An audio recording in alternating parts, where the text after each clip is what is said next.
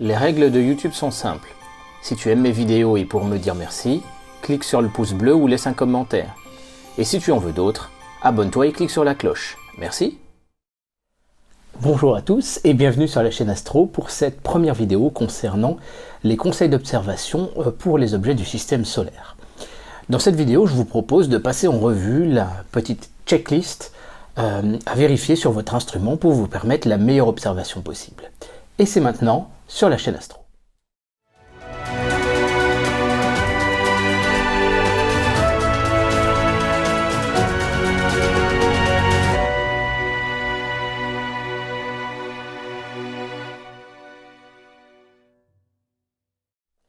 Alors la première question à se poser quand on veut observer les objets du système solaire, et donc particulièrement les planètes, c'est de se poser la question de l'instrument que vous allez utiliser. Tous les instruments ne se valent pas quand il s'agit d'observer les objets du système solaire, et je vais vous expliquer pourquoi.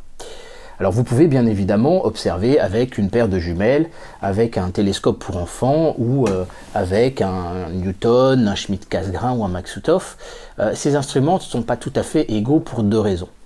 La première raison est bien évidemment la nature de la conception optique de votre instrument.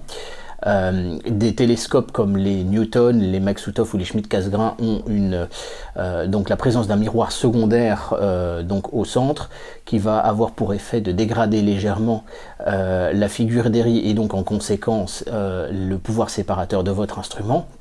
Et bien évidemment tous ces instruments ont un petit peu, on va dire, une aberration. Alors on ne va pas rentrer non plus complètement dans les détails, ce qu'on va retenir également, c'est que les télescopes de type Newton comme celui-ci, quand ils sont vendus dans le commerce par une construction de type industriel, on est sur un marché extrêmement concurrentiel. C'est sûr que de vendre un télescope de 250 mm de diamètre pour 470 €, puisque c'est le premier prix qu'on va pouvoir trouver pour ce diamètre par exemple, eh bien il va falloir effectivement essayer de contraindre au maximum les coûts de production. Et donc ce qui va se passer, c'est que sur les télescopes dont le diamètre est inférieur à 130 mm, donc jusqu'aux 115 mm de diamètre, vous allez vous retrouver avec un miroir en réalité sphérique qui va être soit sur un rapport focal sur diamètre assez long et qui va être à peu près équivalent à un parabolique, soit qui va être donc en fait artificiellement diaphragmé. C'est le cas de celui-ci. Vous avez un miroir secondaire qui est tout petit et en réalité la partie extérieure de votre miroir primaire n'est pas utilisée réellement donc quand vous utilisez votre télescope. La deuxième chose, bien évidemment, c'est que la qualité de l'état de surface de votre miroir, et c'est valable même jusqu'à 400 mm de diamètre chez les différents constructeurs, la qualité de votre miroir, elle va être contrainte et limitée par le temps de production qui est nécessaire pour pouvoir le tailler. Et donc effectivement, on n'a pas non plus un miroir dans la qualité maximum possible et nécessaire pour obtenir le maximum de ce que la propriété de la lumière nous permettrait d'observer. Donc à diamètre égal, un télescope de Newton sera moins bon qu'un télescope de type Maksutov ou Schmidt-Cassegrain qui ont un coût au diamètre bien évidemment nettement supérieur, ça peut clairement aller au double, mais qui aura finalement une conception optique nettement meilleure grâce à la lame de fermeture, donc la lame de Schmidt pour les Schmidt-Cassegrain ou le ménisque pour les Maksutov, qui va venir corriger, si vous voulez, l'image. Et bien évidemment, étant donné que vous êtes sur un marché beaucoup moins compétitif dans la mesure où finalement des Maksutov, il n'y en a pas 36 constructeurs qui les fabriquent et pareil pour les Schmidt-Cassegrain, eh bien vous aurez un état de surface sur les miroirs qui sera supérieur. L'autre chose à considérer également en observation planétaire, c'est le rapport focal sur diamètre. En effet, on a coutume de dire que le rapport focal sur diamètre élevé est plus adapté au planétaire, et en réalité c'est pas tout à fait faux. C'est tout à fait vrai quand il s'agit de faire de la photographie, bien évidemment, parce que là on va parler de la rapidité d'acquisition de la lumière pour ce qui est du ciel profond avec un rapport focal sur diamètre court. En planétaire, là on va parler beaucoup plus de la résolution finale. Mais il y a une chose à bien se dire, c'est que si votre rapport focal sur diamètre est très très court, eh bien vous allez devoir utiliser un grossissement supérieur au niveau de vos oculaires et éventuellement d'une lentille de Barlow, et ça va avoir un impact.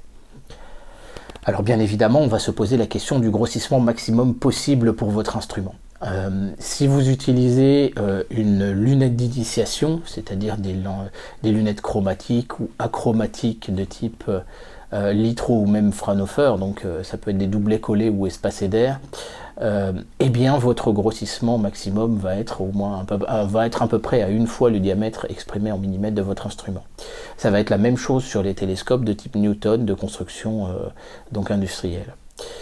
Si par contre vous utilisez un Maksutov casse-grain, un Schmidt casse-grain, un télescope Newton mais avec cette fois des miroirs artisans, ou des lunettes donc de construction type ED, type semi-apochromatique ou apochromatique, et bien là à ce moment-là vous allez pouvoir obtenir un grossissement plutôt à 2 fois D, et même pour les lunettes vous allez peut-être pouvoir aller jusqu'à 2,5 fois le diamètre exprimé en millimètres. Là ça dépend vraiment de la qualité de votre instrument.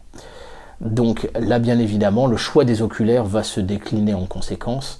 Si vous avez un instrument dont le grossissement finalement raisonnable et qualitatif est à une fois D, eh bien vous allez prendre un oculaire dont la focale est égale au rapport focal sur diamètre en millimètres.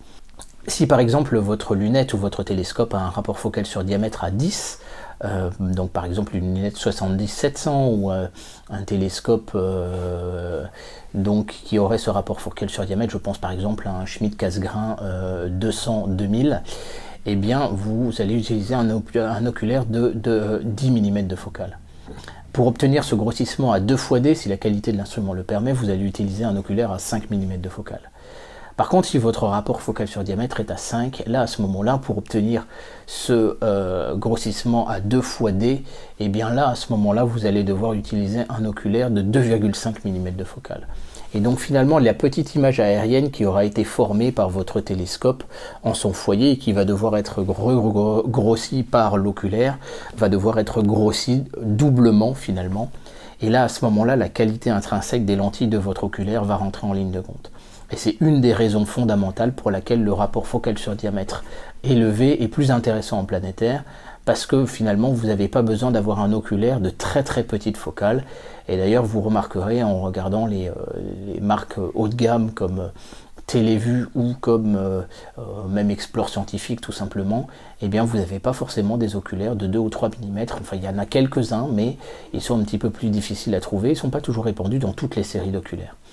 Donc effectivement, si vous voulez obtenir votre grossissement optimal, il faut se poser ces différentes questions et comprendre la formule optique de votre télescope. Le correcteur de coma n'est pas strictement nécessaire pour votre télescope, c'est vraiment plus la qualité finalement de votre miroir. Et je peux vous confirmer par exemple qu'un télescope de 400 mm comme donc mon Slim Stroke 400 avec les miroirs maintenant qu'ils ont été repris par Franck Grière obtient la même qualité d'image finale qu'un Schmidt casse-grain de 400 mm, donc de diamètre équivalent.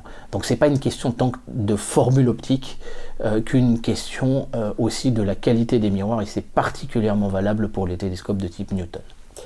La question qui va venir juste après va être la question de la turbulence. En effet, vous allez être confronté à 2 turbulences, un petit peu comme cet air que vous voyez trembler au-dessus d'un barbecue. Et bien avec votre télescope et le gros diamètre et puis le grossissement élevé, vous allez obtenir ce phénomène-là, et il peut avoir 2 causes. La première cause est la turbulence atmosphérique du site. C'est sûr que si vous êtes devant un bâtiment en béton ou un parking qui a chauffé toute la journée, la chaleur va être restituée et l'air va trembler. Si par contre, bien évidemment, vous avez aussi la turbulence instrumentale, c'est-à-dire que votre télescope, et particulièrement son miroir primaire, va venir restituer la chaleur emmagasinée puisque la température diminue au fur et à mesure de la nuit. Donc si vous avez un télescope ouvert, comme un télescope de type Newton ou Ritchey-Chrétien, eh bien là, il va y avoir une colonne d'air chaud qui va remonter le long du tube et qui va troubler les images. Il suffit de défocaliser votre image sur une étoile brillante pour pouvoir voir ces ronds qu'on appelle la figure d'Airy trembler. Et là, vous vous dites qu'il y a une problématique de turbulence instrumentale. Typiquement, sur mes télescopes donc, de type stroke, et en particulier mon 400, je retire à ce moment-là les bâches, de façon à avoir un flux laminaire sur le miroir primaire et d'avoir beaucoup moins de turbulence. Et je peux vous assurer que ça marche très bien. Si par contre vous avez un instrument de type fermé, donc une lunette, un Schmidt ou un Maksutov, là à ce moment-là, vous n'allez pas avoir tellement de turbulence instrumentale. En revanche, vous aurez quand même ce flux sur la lame ou la lentille frontale, et là à ce moment-là vous allez avoir aussi un autre phénomène qui est le risque d'avoir un dépôt de rosée. Ça va arriver beaucoup plus vite que sur un télescope de type Newton, mais ça peut arriver, en particulier le pont thermique du correcteur de coma, et puis aussi le miroir secondaire.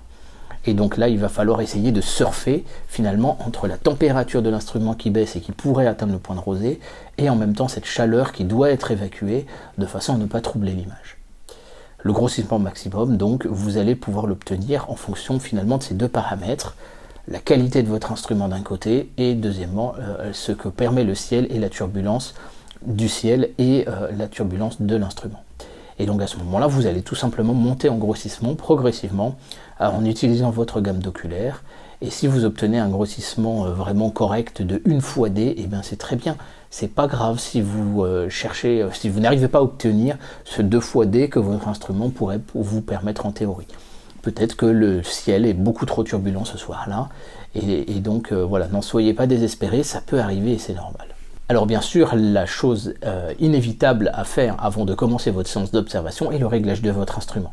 La mise en station est importante parce que vous allez travailler avec un grossissement élevé, même si avec un Dobson on peut observer confortablement avec un grossissement de 200 à 300 fois, on peut quand même encore s'en sortir.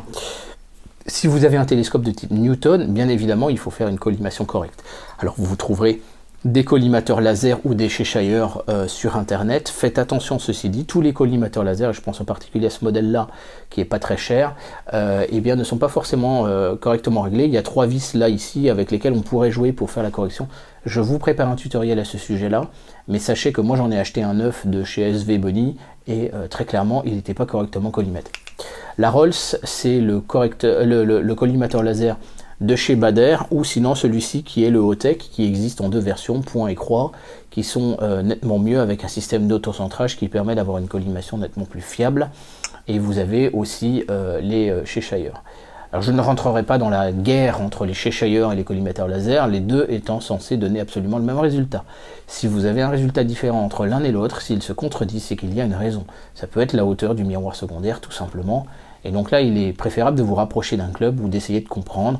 Le laser doit passer par le même point à l'aller et à son retour au niveau du miroir secondaire. Une fois donc que vous avez bien réglé votre instrument, vous allez essayer d'obtenir la mise au point la meilleure. Et pour cela, vous allez utiliser un masque de Bahtinov. Alors je vous en renvoie à la vidéo qui vient d'être sortie par Ludo de la chaîne Pause Longue. Il a fait un bon travail de récapitulatif sur le masque de Bahtinov. Je vous prépare un tutoriel à ce sujet pour savoir le faire à partir de ces pochettes-là. Moi personnellement, c'est ce que j'utilise. L'avantage, c'est que c'est extrêmement fin. Et donc ça pose pas de problème dans le transport avec un stroke par exemple. Vous pouvez le mettre à même finalement la caisse de transport de votre télescope, donc ça c'est quand même l'idéal. Sachez que vous pouvez l'utiliser pour faire la mise au point sur les lunes de Jupiter, ça marche très bien. Et puis sinon vous utilisez une étoile. Une fois que votre mise au point est bien faite, il n'est pas nécessaire, et il ne faut à la limite même surtout pas chercher à réaméliorer encore la mise au point, parce qu'il y a des moments où vous allez perdre. Vous allez avoir le sentiment d'une image qui ne va pas être nette, et en fait ce sera la turbulence du site ou la turbulence de l'instrument, mais ça ne proviendra pas de la mise au point. La mise au point, quand elle sort avec le masque de Bahtinov, elle est bonne, donc vous pouvez faire confiance avec ça. Par contre, bien évidemment, quand vous changez d'oculaire, s'ils ne sont pas strictement parafocaux, vous devez refaire la mise au point avec le Bahtinov. Alors ensuite, vous pouvez effectivement essayer d'utiliser des filtres pour améliorer le contraste de vos images. Alors ces filtres-là qui répondent à la norme Vraten, les 82A, 80A, etc., 47 et tout ça, ces filtres-là sont régulièrement conseillés, si vous voulez, pour l'observation planétaire. N'en attendez pas non plus des miracles, dans la mesure où ces filtres, c'est plutôt une courbe de Gauss assez généraliste, qui sert plutôt à équilibrer la balance des couleurs de façon globale, mais qui ne va pas travailler sur simplement une longueur d'onde précise correspondant à la nature d'un gaz. Donc en tant que tel, si vous voulez, ça va aider un petit peu, mais c'est pas non plus monstrueusement efficace. En revanche, vous pouvez utiliser des filtres narrowband beaucoup plus spécifiques à des longueurs d'onde et en fait à des natures de gaz données. Ça marche très bien sur Jupiter, ça marche sur Saturne, ça marche surtout très bien pour Vénus et en photo pour Mars également. Mais voilà, donc ces filtres, vous pouvez les utiliser, ça coûte pas très cher, mais n'en attendez pas des miracles en fait. Voilà, donc j'espère que cet épisode sur l'observation des objets du système solaire vous aura plu. N'hésitez pas à laisser un message dans l'espace commentaire, à partager aussi cette vidéo autour de vous et à venir aussi nous partager vos différentes observations. Je vous donne rendez-vous très bientôt sur la chaîne Astro. Je vous remercie encore de votre soutien, de votre intérêt pour la chaîne. Merci, au revoir.